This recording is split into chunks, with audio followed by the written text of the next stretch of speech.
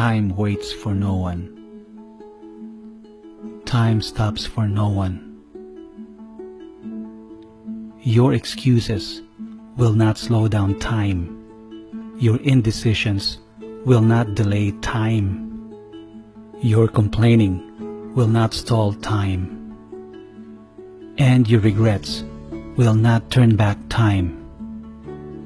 So, don't waste your time in anger, regrets, worries, and hate. Because time will not turn back and cry along with you. It's time to let go of the past and stop worrying about the future. Your only time is now. So make sure you spend your time with the right purpose, with the right deeds, with the right emotions, with the right thoughts, and with the right people. Time flies, that's a fact.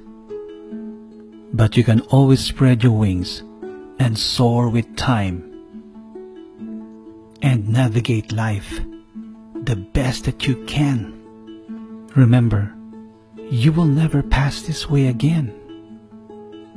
Make it count. Time, do what it does. Keep moving.